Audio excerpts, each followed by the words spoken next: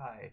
So, I did some things in MCC 28 last time, and I ended up winning. Um, I'm just better, and my new prediction method is really good apparently. So here are my MCC 29 predictions. I'm just gonna like scroll up, I guess, just like a couple at a time. Um, and so this is I don't know what I'm saying. I don't think Aqua is going to do very well, so their Pulse and Cub are really low, and Kratzy's in 19th. Um, there's I'll show you a team ranking in a minute. Um, Cyan has really bad game orders, so both of these guys are really low. Um, CaptainPuffy is up really high because yellow team is really strong, and Sapnap and Fruit Berries are through the stratosphere, 700 coins above third place because Sapnap has an incredible game order, and Fruit Berries has a really good game order, and uh, you know, that team. So, um, Pete is lower because his best games aren't in. I mean, some of them are like Ace Race, and but Hole in the Wall is out, and um, what's the other game? Meltdown's bad for him. I can't even list the games they're out. I'm not prepared to make this thing. Anyway, I simulated all 9 ways that this could go. So like with each game out. And apparently, if you remove Ace Race, 5 Up goes into third place right above Ant Frost and only behind Sapnap and Fruit Berries. So that was kind of weird. But, 5 Up third place would be really based, especially if it means denying Ant Frost third place. That would be hilarious. Uh, so as a Reddit member, that would be hilarious. Uh, for reasons specific to the Reddit. Anyway, um, I don't think I so Fire Breath Man. He's really interesting. He could get like 15th or so, because he's on that team, and also because like he's new, but he's also like Fire Breath Man.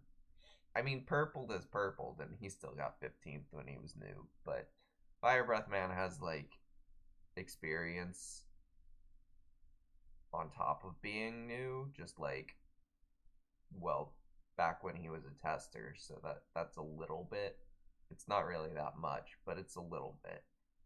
And then of course MCC 27 is the big thing. So he's played 8 of these games, or probably 6 or 7 of these games before. And on top of that, his worst game, Hole in the Wall, isn't in. So there's hope. So I just have him in 7th above JoJo Solos now. um, so he could end up low, but I have a feeling he'll do really well. I don't have the same feeling for Aqua. They what happens to them is they're really good at so Kratzy is really good at all of the games that H Bomb is not good at. But what that usually turns out being is just a team that's really average in every game. And if you're really average in every game, that means that you don't get like one of those like 3,000 coin games. You so because being really good or really bad at something is a lot, like average wise it looks the same, but in actuality, in the tournament, being really good or really bad at something is better than just being average at something across the whole thing. So I have them low. Here they are. Here's that same top 10 I just showed you. Telvo's doing great. But and 5-Up too. 5-Up could get third. um, so anyway, yellow and red in dodgeball. That's the that means Captain Sparkles wins again. Probably sweeps Sapnap because Jack Manifold exists. Lime is in third. I could switch them with Pink because in a lot of my simulations, Pink was coming on top, but Lime is just generally the better team in these games. So I have Lime in third and Pink in fourth. Also, I don't entirely believe in Bekyamon. She's only had one event, and she did really well, but I don't. But she'd have to come like top 15 to end up in third place, which could happen. She's in 17th in my predictions. It's just like I don't entirely believe. Cyan has a really bad game order, but they're a really cracked team, so they ended up in 5th. Aqua, I've already told you how I believe in Aqua.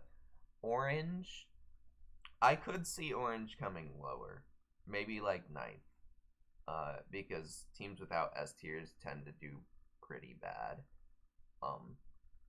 especially if they're already predicted kind of low.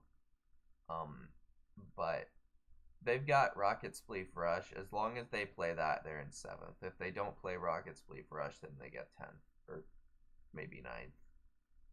I don't know if anybody's going to lose to blue. Green, I have them in 8th, but these are some really strong games for green.